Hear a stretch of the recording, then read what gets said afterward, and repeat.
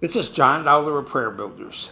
We are moving through 2 Thessalonians chapter 2, and we are up to verse 4. Let's go ahead and read verse 1 up to verse 4. Now, brethren, concerning, I'm just putting my paraphrase in. Watch the previous 2 days and you will understand.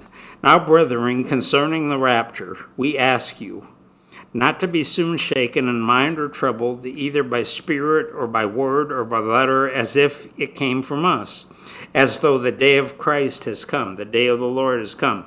Let no one deceive you by any means, for that day will not come.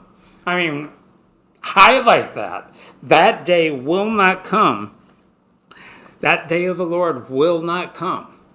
Until the day of the Lord will not begin until the sin of man is revealed, the son of perdition, who opposes and exalts himself above all that is called God or that is worshipped, so that he sits as God in the temple of God, showing himself that he is God.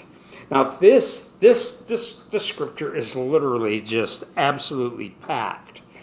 When you look at this, now I'm reading this, I got to put my Bible up here so we can just look at this.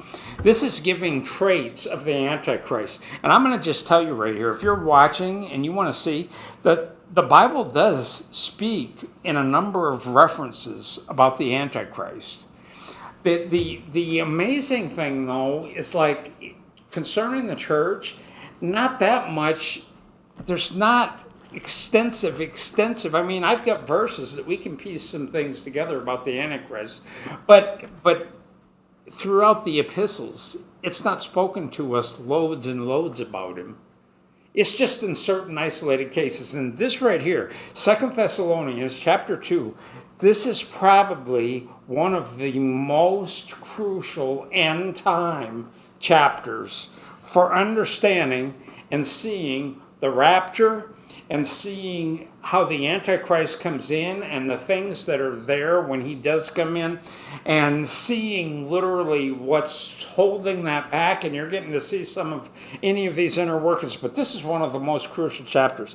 This second chapter would be a good place for you to sink some of your own time into and just look at. And it will settle you in your doctrine, because it starts off in verse 1 talking about the rapture.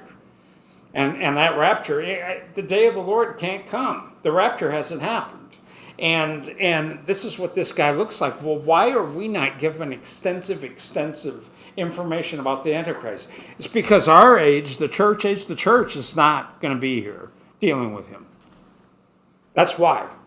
And I literally believe, like when you go back to Revelation, the church is not even mentioned from chapter 4 through chapter 19.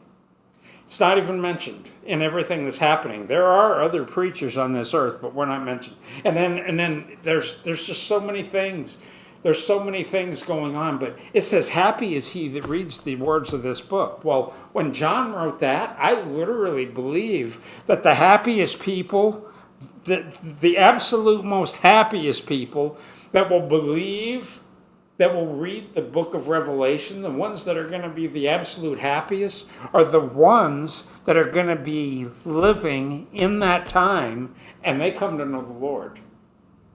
And then they are going to literally have that book as a roadmap to know what's going on and know where they're at in the progress of all things, and to ultimately see the end, the finish line in sight. They're going to know if they are able to survive the tribulation, they are going to know the finish line.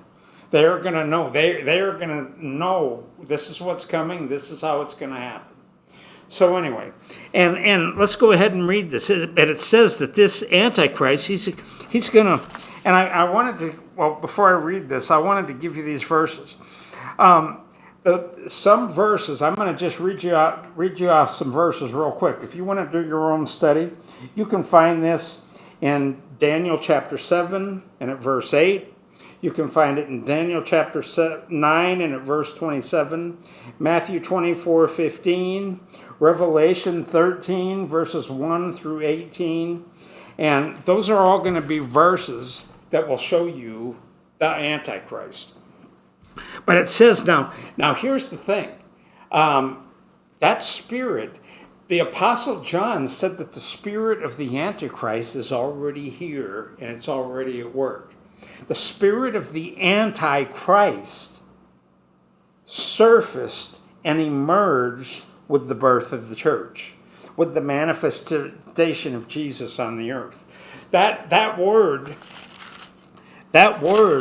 literally, Antichrist, it basically, in the Greek, it literally means, that spirit, the spirit of Antichrist, that Antichrist spirit in the Greek, it literally means, it's the spirit, when it says anti, it means to take the place of. Anti in the Greek means to take the place of Christ. Right now, what's trying to happen in this earth? What is the spirit that we are seeing rising in the earth right now? It is getting stronger and stronger to try to remove. And I just read a news article just in the last 2 or 3 days that a middle school teenager was wearing a cross. And the teacher literally came up to the middle school student, and took the cross off their neck. Said, "You can't wear that." And I mean, that's pretty blatant. That's basically against Christ. I mean, that's just like, and that is, I mean, basically anything to do with Christ can totally be, is totally trying to be silenced by certain people right now. And that's the spirit. And this spirit is getting more prevalent. Why? Because they know their time is short. Why? And a lot of that, the devil's primary indicator that his time is short is Israel. He tried to stop Israel from becoming a nation. That was the key that started this whole hourglass moving. And we're almost to the end of that thing right now. So anyway, and it says that he exalts himself above all that's called God or worshipped, so that he sits as God. And then it says this. Look at this. This is amazing. It says that he sits in the temple of God, showing himself that he is God. Now when it says he shows himself in the temple of God, that is actually referring to a Hebrew Jewish temple. And that's referring to the temple that's going to be built in Jerusalem. And I'm telling you right now, I don't know, maybe when I write this verse, maybe I'll have some video clips writing in here where you can see right now, there's 5 heifers right now, 5 perfect red heifers. There has not been any perfect red heifers in the last 2,000 years. And now we have 5 perfect red heifers, which that is the thing that they are needing to perform the cleansing rituals, to begin to cleanse the priests, to build the temple.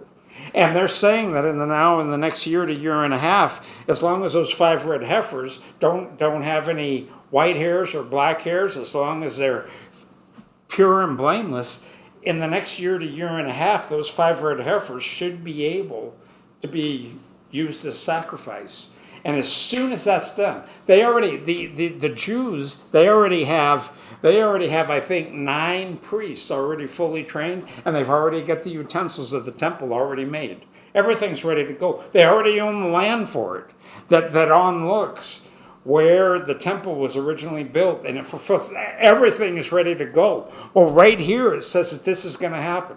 And then I'm just throwing this last thing out. When the Antichrist is going to come sit in the temple, that's what that phrase is referred to. He's going to erect an image of himself in there. He's going to go into that temple and make himself out to be God. And that's what is referred to as in Matthew 24 and back in Daniel as the abomination of desolation. All this stuff is going to be happening quickly. And right now over in Israel with the temple being built, all this stuff, it's happening. I'm telling you it's happening. Maybe I'll have some clips in here while I'm talking where you can see the red heifers. So anyway, I hope this helped. Right now, we got to go on because I could keep going.